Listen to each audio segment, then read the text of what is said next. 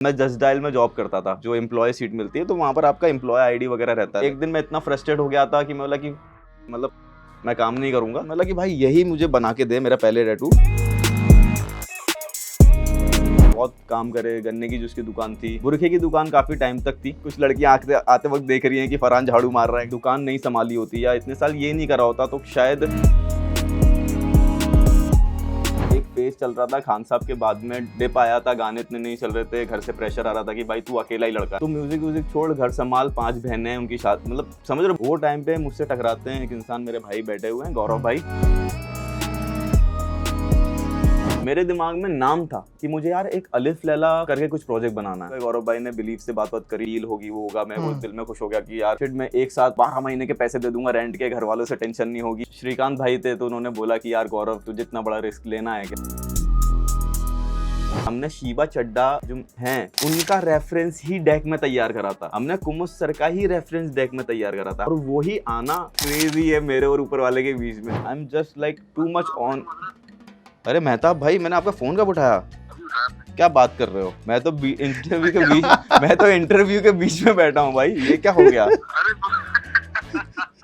मैं आपको कॉल करता हूँ भाई। मेहताब भाई इतने लेजेंडरी इंसान है। एक घर गाना आया था इससे पहले, उसमें ना उन्होंने सितार सोलो प्ले किया है। मुझे ऐसा लगता है कि ओके एज अ आर्टिस्ट हम दोनों कोलैब कर रहे हैं। I am not gonna let you overshadow me. अंदर की बात बता रहा हूँ भाई, ये इंसान ने मुझे छोड़ा ही नहीं है उस गाने में। मुनावर भाई का मेरी जर्नी में बहुत बड़ा रोल रहा है। अपनी एल्बम मैं सबको ही शेयर कर रहा था कि भाई मेरी एल्बम आइए सुनो, भाई मेरी एल्बम आइए सुनो, वगैरह वगैरह, लाइक सबको। मैंने देखा, मिला यार मुनावर भाई ने पहले ही मैसेज कर रखा है, और वो भी इतने महीने पहले। मेरा कोई बड़ा भाई नहीं है, बट अगर मेरा कोई बड़ा भाई होता तो वो पूरा मुनावर फारूकी जैसा ही होता।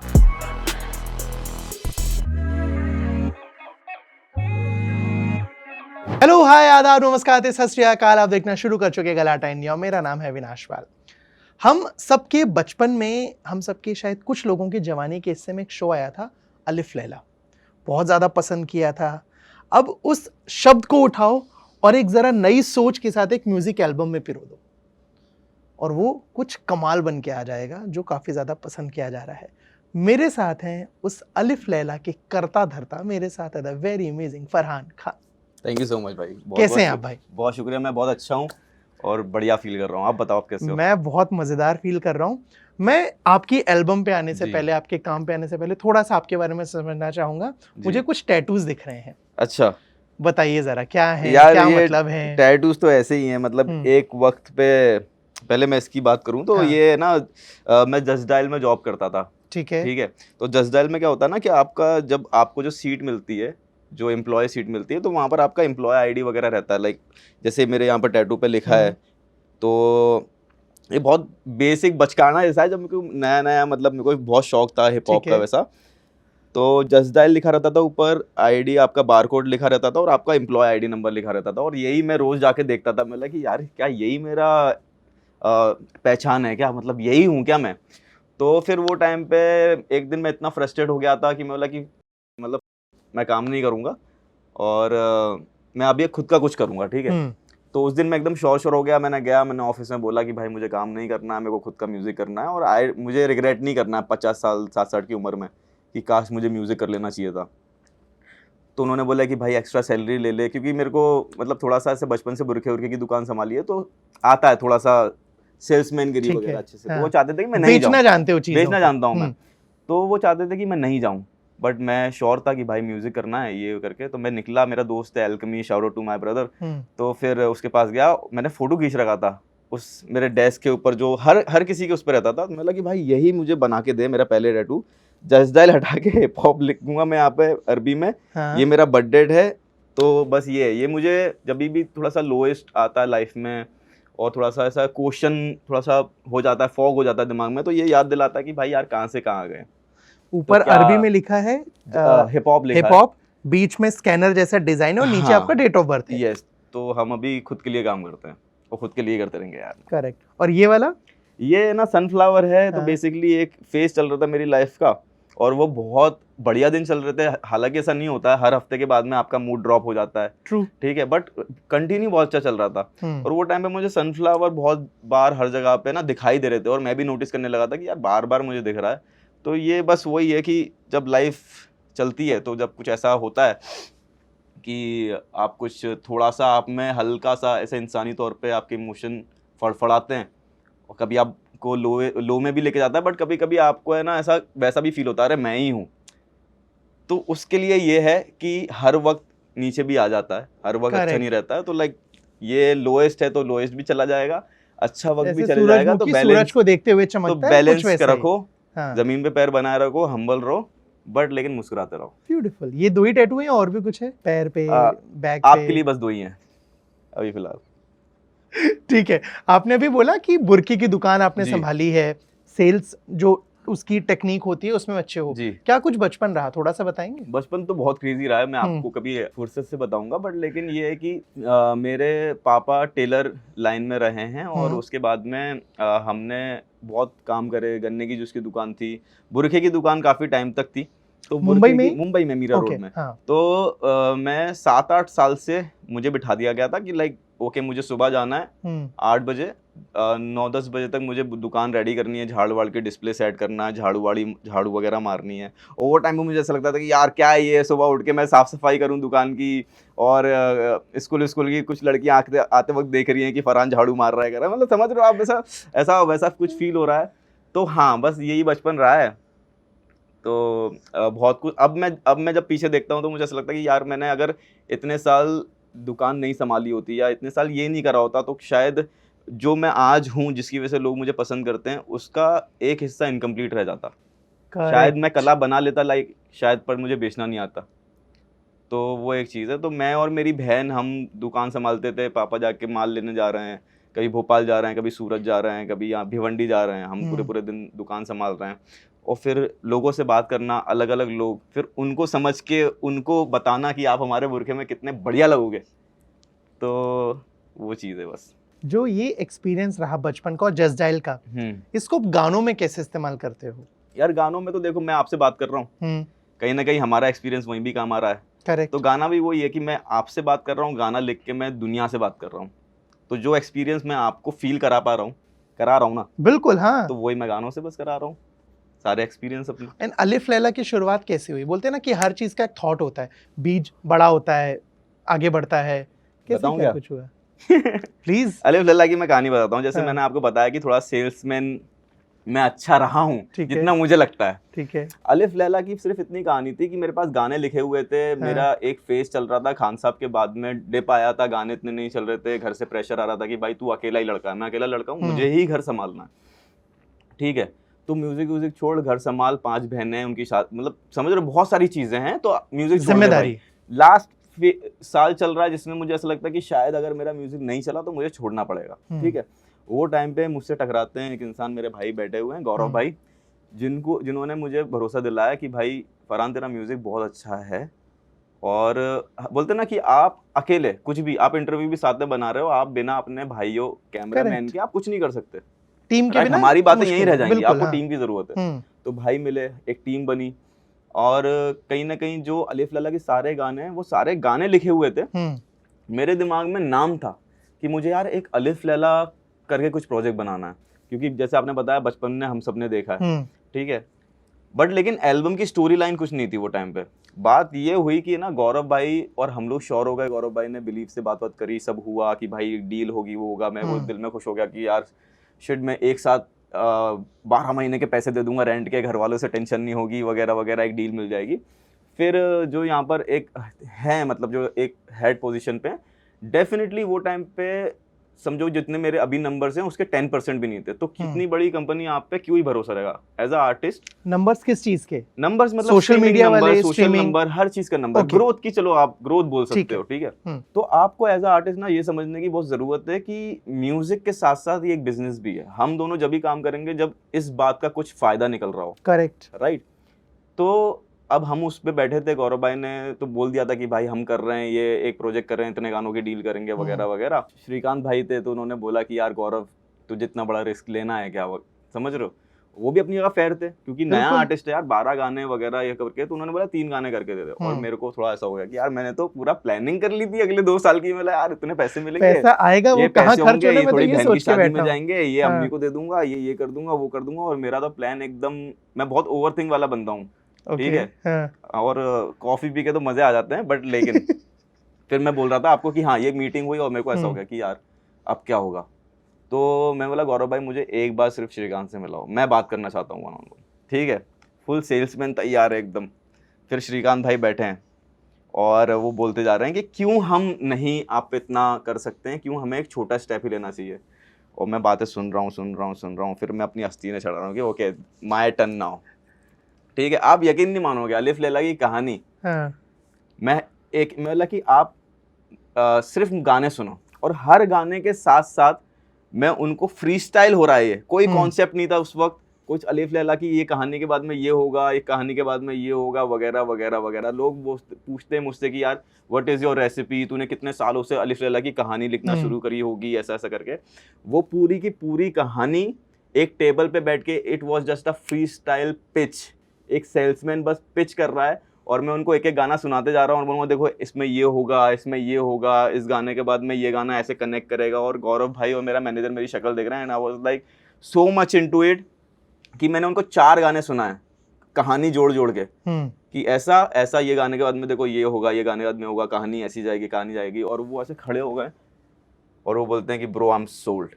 और क्रेजी। और 12 नहीं 14 गाने करते हैं। उन्होंने मेरे को 12 गाने करने मना कर रहे थे, बट 4 गाने उनको मैंने पिच दिए और उन्होंने बोला 12 नहीं हम 14 गाने कर रहे हैं। तो यहाँ ऐसे अलिफ लैला की कहानी बनी है। ये है असली अलिफ लैला की कैसी लिखी गई। मैं किसी को बताना नहीं चाहता था क्योंकि अच्छा लगता है कि यार बंदे ने यार 4-5 साल सोचा होगा, कितनी मेहनत करी होगी, कॉन्सेप्ट ट्राई करे होंगे, but it was just that moment.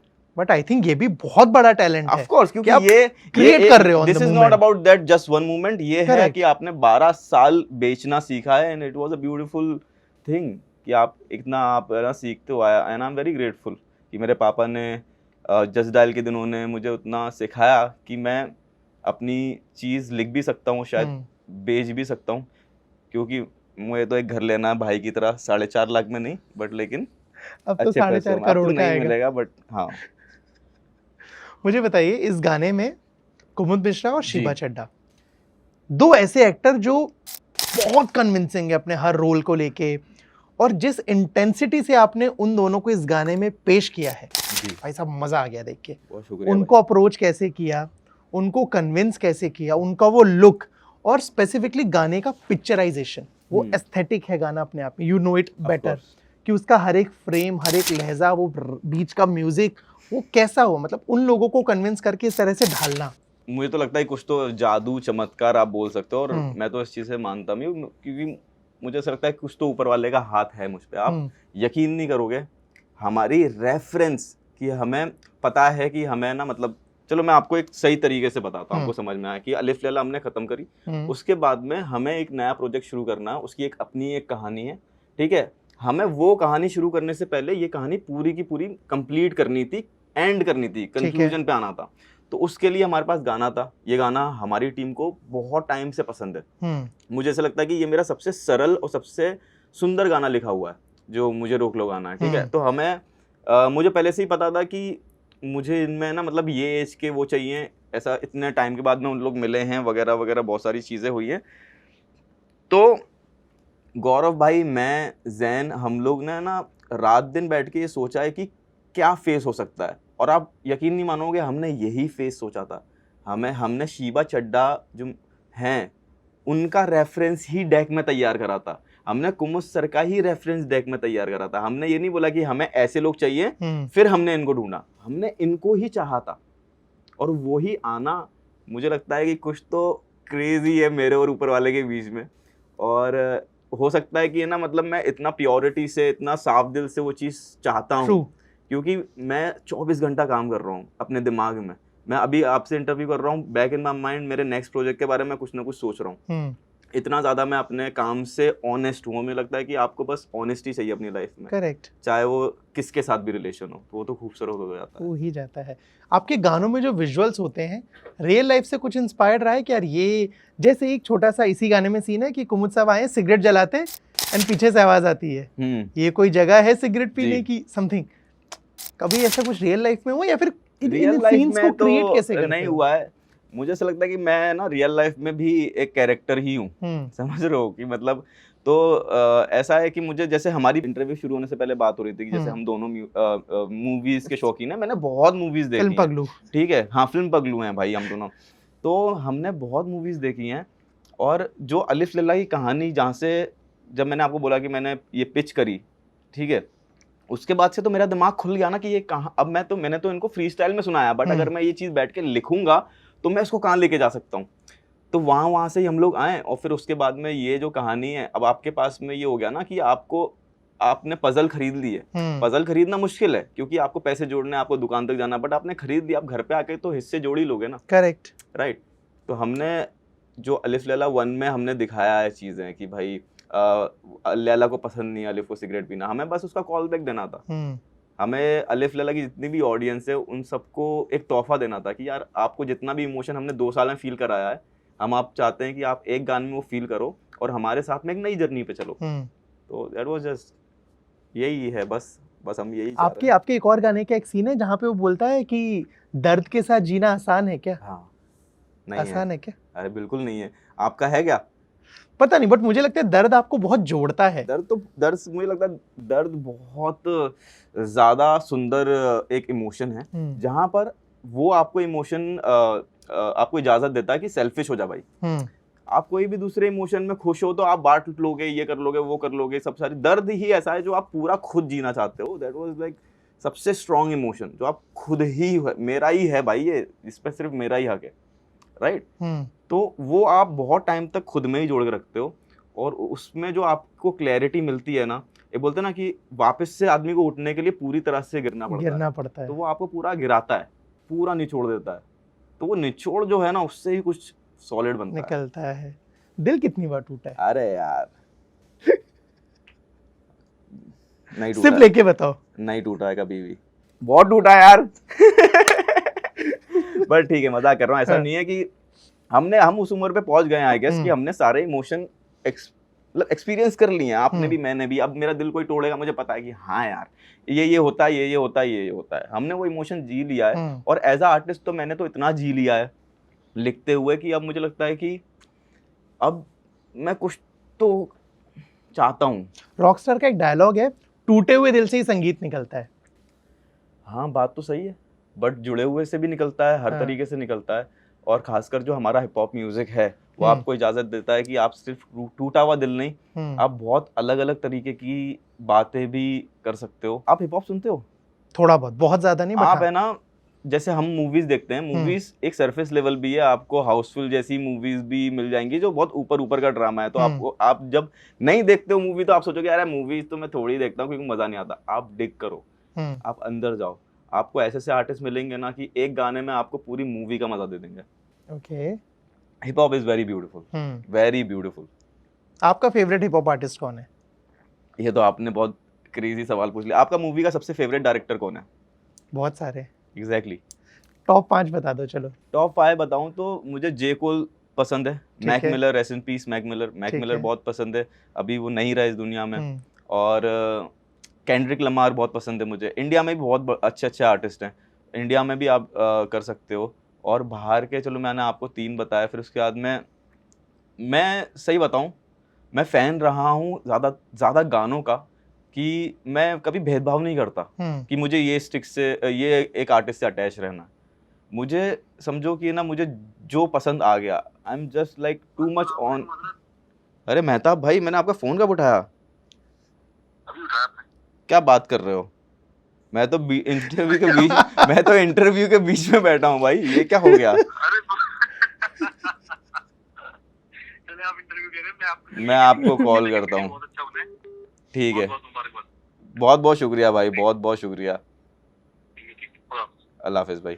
भाई मेहताब भाई इतने लेजेंडरी इंसान है कि कौन है, थोड़ा सा बता दो। ये मेहताब भाई, हमारा एक घर गाना आया था इससे पहले, ठीक है, और उसमें ना उन्होंने सितार सोलो प्ले किया है। और मुझे लगता है कि ये ना, मतलब मैं इतना ज़्यादा ऑनेस्ट रहता हूँ अपने आर्ट के साथ में कि ये ना, मुझे ऐसा लगता है कि ओके, एज अ आर्टिस्ट हम दोनों कोलैब कर रहे हैं, I am not gonna let you over shadow me, never. Because मतलब अंदर की बात बता रहा हूँ मैं full, I am very competitive. If I am writing something, I will go all in. But भाई ये इंसान ने मुझे छोड़ा ही नहीं है उस गाने में। उन्होंने ऐसा सितार बजाया है खा गए कि वो खा गए। मैं खुद वो गाना इतनी बार सुनता हूँ just to listen that piece, वो सितार सोलो। और like legendary, he is my बड़ा भाई now for ever. He gifted me harmonium, एक हारमोनियम रहता है ना, उन्होंने मुझे वो गिफ्ट करा है। तो आई एम वेरी ग्रेटफुल कि उन्होंने मुझे इस काबिल समझा, और ये भी शायद समझा कि शायद इसकी आवाज़ अच्छी नहीं है, इसको हारमोनियम दे दो, या इसको प्रैक्टिस करवाओ। आपके गानों में ही एक गाना है मासूम जी, उसका एक बीटीएस मैंने आपके इंस्टाग्राम पे किया था, आप हो, मुनव्वर हैं, साकिब हैं, हाँ, यू गाइस आर चिलिंग। हाँ। मुझे एक तो बताओ वो माहौल क्या कुछ था, दूसरा इनसे दोस्ती कैसी है, और तीसरा दोस्ती आपके लिए कितनी इंपॉर्टेंट है, क्या दोस्ती की डेफिनेशन क्या आपके लिए?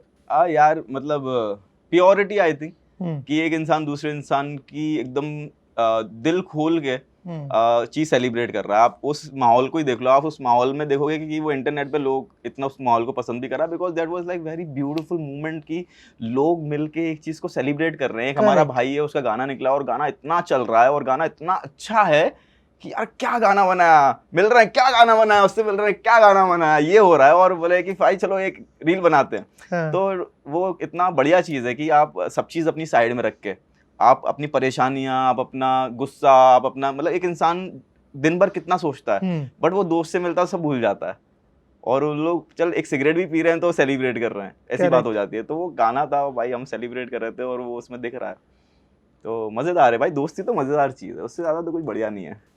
मुनव्वर से पहली मुलाकात याद है? कब, कहाँ, कैसे मिले थे? शुरू से जानते हो मुनव्वर या बाद में आके? मुनव्वर भाई का मेरी जर्नी में बहुत बड़ा रोल रहा है, बहुत बड़ा रोल रहा है, क्योंकि मैं उस जगह से आता हूँ, हिप हॉप ऑलरेडी ग्रो हो रहा था, लोग एक दूसरे को पहले से जानते थे। मैं जहाँ से आया मीरा रोड से, भाई आप बताना अगर मैं गलत हूँ तो मीरा रोड में इतना म्यूजिक नहीं था हमारे। मीरा रोड में मुझे पता ही नहीं था कि मुझे किससे बात करनी है, कि यार मैं जिम जाता हूँ, तू भी जिम जाता है, चल साथ में चलते हैं। तो कोई भी है ही नहीं कि जिससे म्यूजिक से रिलेटेड बात कर सकूं। तो मुझे बहुत वक्त लगा उस लोगों में शामिल होने के लिए, क्योंकि आपको सीखना बहुत ज़रूरी है, और लोग आपको सिखाते हैं, जो आपसे एक्सपीरियंस है, आप उनके बीच में बैठोगे तो आपको 10 चीज़ें सीखने को मिलेगी। फिर जब मैंने चीज़ें प्रोजेक्ट निकाले, फिर एक प्रोजेक्ट जब खान साहब निकला तो मुनव्वर भाई ने मुझे मैसेज करा, और मैं उनको शेयर करने गया अपनी एल्बम। मैं सबको ही शेयर कर रहा था कि भाई मेरी एल्बम आइए सुनो, भाई मेरी एल्बम आइए सुनो, वगैरह वगैरह, लाइक सबको, ठीक है। तो उस वक्त मैंने देखा, मिला यार मुनव्वर भाई ने पहले ही मैसेज कर रखा है, और वो भी इतने महीने पहले। तो थोड़ा इंस्टाग्राम पे? हाँ, इंस्टाग्राम पे। तो मैं शर्मिंदगी के साथ में लगा कि यार भाई तो फिर भाई से बात हुई, उन्होंने घर पे बुलाया, और भाई उसके बाद में तो आज उस दिन की बात है और आज दिन की बात है, मुझे लगता है कि मेरा कोई बड़ा भाई नहीं है, बट अगर मेरा कोई बड़ा भाई होता तो वो पूरा मुनव्वर फारूकी जैसा ही होता। ट्रू, क्योंकि उनसे मैंने बहुत कुछ सीखा है, और उनका बहुत बड़ा एक रोल है कि फरहान खान की अगर कभी कोई मेरी डॉक्यूमेंट्री बनाएगा, ठीक है, तो उसमें एक हिस्सा मुनव्वर फारूकी का रखना ही रखना, वरना मैं अपने बच्चों को बोल के जाऊंगा कि तुम पे केस कर दे। नाम क्या रखना चाहते हो अपनी बायोपिक का? आई डोंट नो, मैंने कभी उस बारे में सोचा नहीं। अभी आपने बोला, सोचिए, चलिए आपके पास, ठीक है, कि आपकी बायोपिक बन रही है जिसमें एक हिस्सा मुनव्वर का भी है, जैसे आपने बोला, उस बायोपिक का नाम क्या होना चाहिए? उस बायोपिक का नाम, मैं कुछ भी नाम ये तो आपने बहुत क्रेजी क्वेश्चन पूछ दिया है। देखो, जितनी मैं अपनी जर्नी देखता हूँ, ठीक है, जहाँ तक मुझे लगता है कि मुझे मरने से पहले पहुँचना है, क्योंकि मुझे नहीं लगता कि भाई यार वापस से मौका मिलेगा पैदा होने का सही जगह पे, सही वगैरह वगैरह, आई डोंट नो। तो मैं बस मरने से पहले ना वो सब करना चाहता हूँ जो मैंने अपने दिमाग में जिया है, और मैं करके रहूँगा, क्योंकि कोई ऑप्शन ही नहीं है, आप ही खुद के लिए कर सकते हो। तो मुझे करना ही है, मुझे वो चीज़ जीनी ही है। तो उस जो चीज़ है उसका मैंने अभी तक 5% नहीं करा है, तो मैं आपको कैसे हीरो बता दूं? तो वो एक मसला है। मैं शायद उसके करीब पहुंचूंगा तो मुझे शायद पता हो। सक्सेस की डेफिनेशन क्या आपके लिए? आपने बोला अभी सिर्फ 5% अचीव किया है, आपके लिए सक्सेस क्या है? कि अविनाश अब मेरे को लगता है कि मैं सक्सेसफुल हो गया। सक्सेस की डेफिनेशन लोग बहुत अलग अलग देते हैं, कोई पैसा देता है, कोई सीखना देता है। मुझे लगता है सक्सेस की डेफिनेशन वो है कि जो आपने अपने दिमाग में जो जी लिया, वो अपनी असल जिंदगी में भी क्या आप जी पाए, चाहे वो कुछ भी हो सकता है। आपको लगता है कि यार अरे भाई मैं मिठाई खा के मजे आ जाएंगे, तो आपने वो मोमेंट जी लिया, पैसे आएंगे, घर ले लूंगा, ये ले लूंगा, वो ले लूंगा, बट कुछ मैटर ही नहीं करता। मुझे लगता है कि अगर मैं ऐसा इंसान होता जिसका ख्वाब होता कि यार मेरी यार पापा ने मुझे बुरखे की दुकान बना के दी, अब मैं 5 बुरखे की दुकान बनाऊंगा और देखो साला मेरे हर दुकान पे है ना इतनी इतनी बिक्री होगी, और मैं शायद मर रहा होता, मैं सोचता कि यार मैंने 6 दुकान बना ली यार, मैं सक्सेसफुल हो गया। समझ रहे हो? तो वो सबका अपना अलग अलग है, और मुझे लगता है इतना प्रेशर नहीं लेना चाहिए लोगों को। ज़रूरी नहीं है कि जो माइकल जैक्सन ने करा वही आपका सक्सेस डेफिनेशन हो, जो फ्रेडी मैर्क्यूरी, मतलब समझो इतने सारे, आप खुद का देखो। मुझे याद है मैं मुनव्वर से जब बात कर रहा था तो मैंने एक बातचीत के बीच में एक चीज पूछी थी। मुनव्वर ने बोला कि अविनाश मेरे लिए पहले सक्सेस का मतलब था कि मैं अगर सो रहा हूँ तो भी मैं नोट कमा रहा हूँ, मेरे वीडियोस लोग देख रहे हैं, उससे पैसा बन रहा है। बट अब मेरे लिए सक्सेस का मतलब है कि मैं खुश हूँ मेरे अपने लोगों के साथ। हाँ, वो भी एक बहुत बड़ी चीज है। वो तो मतलब देखो, जो मैं बता रहा हूँ वो एक अलग चीज है, ये तो बहुत ही ज्यादा सक्सेसफुल चीज है। Correct. इससे आप खुश हो, उससे ज्यादा कुछ मैटर ही नहीं करता। बट मैं आपकी सक्सेस की बात कर रहा हूँ, अ ग्राफ और a journey of a musician और अ आर्टिस्ट, मैं उस सक्सेस की बात कर रहा हूँ। करेक्ट। और मैं अपने सपनों के सक्सेस की बात कर रहा हूँ। तो वो है, ये this is my real life. अगर मैं म्यूजिक नहीं बनाता हूँ तो मैं अपने भाइयों के साथ खुश रहना चाहता हूँ, मैं अपने परिवार के साथ खुश रहना चाहता हूँ, उनको खुश करना चाहता हूँ। बट एज अ म्यूजिशियन मेरे बहुत अलग सपने हैं, बहुत अलग चीज़ें हैं। मैं और मेरी टीम ने हमने 5 साल का हमारा जो प्लान है, समझ रहे हो कि अभी से लेकर हमारे पास 2 साल की चीज़ें रेडी हैं, 3 साल में हमें क्या करना है हम अब उस पर काम कर रहे हैं। बट हमारे पास 5 साल का प्लान है। बट 5 साल का प्लान ही तो is just the one phase of the life that is not even complete. वो बस 5 साल का प्लान है, बट कुछ और कुछ करना है यार, कुछ समझ रहे हो, कुछ ऐसा करना ना कि यार जब दुनिया खत्म हो रही हो ना, वो भी एक ईयरफोन लगा के एक इंसान भाग रहा हो फरहान खान के गाने सुनते हुए, समझ रहे हो कि अरे यार भूकंप आ रहा है, बट कुछ तो ऐसा क्रेजी करना है यार, कुछ ऐसा मरने से पहले ना कुछ तो क्रेजी करना है। नाम की वजह से कभी कंफ्यूजन हो, मैं बताता हूँ क्यों। फरहान खान, ठीक है, बहुत बार लोग फराह खान से कंफ्यूज हो जाते हैं, बहुत बार फरहान अख्तर का फरहान समझ लेते हैं। रियल लाइफ में कभी कुछ ऐसा कंफ्यूजन हुआ? नहीं, हालांकि मतलब देखो, अगर मजाकी तौर पे अगर कोई मुझे छेड़ना चाहे तो वो हो सकता है जरूर, मुझे बाकी लगता नहीं है कि कोई कंफ्यूज होने की ऐसी बात है, because Farhan Akhtar is a legendary. आप उनकी भाग मिल्खा भाग देखो, मैं कभी उनके दिमाग में मतलब उनका सोचूं भी ना तो उनका पूरा अस्तित्व मेरे दिमाग में छपा हुआ है। मैं कभी फरहान अख्तर में और फराह खान में या फरहान खान में कंफ्यूज हो ही नहीं सकता। और अगर मैं एक इंसान हूँ, मैं नहीं हो सकता, तो आप भी तो इंसान हो, आप भी नहीं हो पाओगे। आपने अगर ऊपर ही से सिर्फ देखा है इन तीनों को तो आप कंफ्यूज हो सकते हैं। नहीं, यहाँ पे सवाल सिर्फ नाम के लिए था कि सिर्फ ऐसे लिखे कि फराह खान से मिलने जा रहा हूँ। अब फराह खान मतलब वैसा भी हो सकता है कि यार नहीं सुना तो डेफिनेटली हो सकता है। अगर मतलब ऐसा, मैं तो बहुत नाम भूलता हूँ यार, ऐसे अगर वैसा देखा जाए तो डेफिनेटली हो सकता है। क्या कुछ और आपने बोला ना कि 5 साल का पूरा लेआउट मैप तैयार है भाई, क्या कुछ और आ रहा है अभी, और क्या प्रोजेक्ट्स हैं, क्या गाने हैं, फिल्म्स की ओर भागने का कुछ प्लान है कि चलो कुछ वहां भी करते हैं, क्या कुछ है? बहुत कुछ आ रहा है। और मतलब मैं ऐसा, मतलब अगर मैं यही साल की आपको बात करूं तो हम 2 प्रोजेक्ट कर रहे हैं ये साल, ठीक है? ये साल हम 2 प्रोजेक्ट डालेंगे, उसके अगले साल हमें सब कुछ बताना है क्या? हमें सब कुछ नहीं बता सकते, I am really sorry. I understand. बस ये है कि हम ये साल कुछ कर रहे हैं, ये साल उससे भी कुछ बड़ा कर रहे हैं, फिर ये साल उससे भी कुछ बड़ा कर रहे हैं, और फिर उससे भी कुछ बड़ा कर देंगे। बहुत उम्दा, बहुत प्यारा, बहुत कड़क। मैं चाहता हूँ ये जो क्रेजी एलिमेंट है ये बना रहे, और हर बार कुछ ना कुछ अलग, मजेदार और ऐसा जिसको देख के मजा आ जाए, वो चीज चलती रहे। 100%। और आप अगर सिनेमा के शौकीन हैं तो आपके लिए भी बहुत कुछ क्रेजी आ रहा है। मतलब Alif Laila is definitely a very visual heavy project. Exactly, but we just started. Nice. ये वो चीज है कि आपने रॉकेट जला के छोड़ दिया है साहब, अब देखिए वो कितनी ऊंचाई पे जाने वाला है। बहुत उम्दा। Thank you so much Farhan भाई इस बातचीत के लिए, and all the very best projects जो आने वाले हैं उनके लिए। मुझे तो मजा आ रहा था आपसे बात करके यार। अच्छा ठीक है, चलो जाते जाते, क्योंकि आपने बोला फिल्म पगलू हैं आप, मैं भी हूँ, हमारी ऑडियंस भी है, जाते जाते ऐसी 5 इंडियन फिल्में जो आपको लगता है कि अविनाश ये देखनी चाहिए, और ऐसे 5 लोग जिनके गाने सुनने चाहिए। यार आप है ना ये देखना जरूर, होम बाउंड तो डेफिनेटली अभी जो आई है सबने देखी होगी। उसके अलावा सत्यजीत रे की कहानियों के बेसिस पे रे करके एक एपिसोड है, 4 एपिसोड है, एंथोलॉजी है, वो आप देखो प्लीज, वो बहुत अच्छी अंडररेटेड है। और इंडियन फिल्म कि आप पुराने क्लासिक्स मूवी देखो। और अभी रिसेंटली मुझे फिलहाल तो अभी नहीं, मतलब ऐसे करके, बट हाँ आप सत्यजीत रे के 4 एपिसोड देख लो, ये बहुत क्रेजी है। आप ना म्यूजिशियंस की बात करूं मैं तो आप मेरा भाई है ग्रेविटी, ग्रेविटी को आप सुनो, he is one of the best hip hop artist. अगर आपको हिप हॉप सुनना है तो उसके अलावा सीज है, श्रेयस सागवेकर है, एंड यस, और आप हिप हॉप थोड़ा रिसर्च करो, हमारे हिप हॉप में बहुत वैरायटी है, आप जिस जॉनरा के सुनोगे आप उस जॉनरा के आपको आर्टिस्ट मिलेंगे।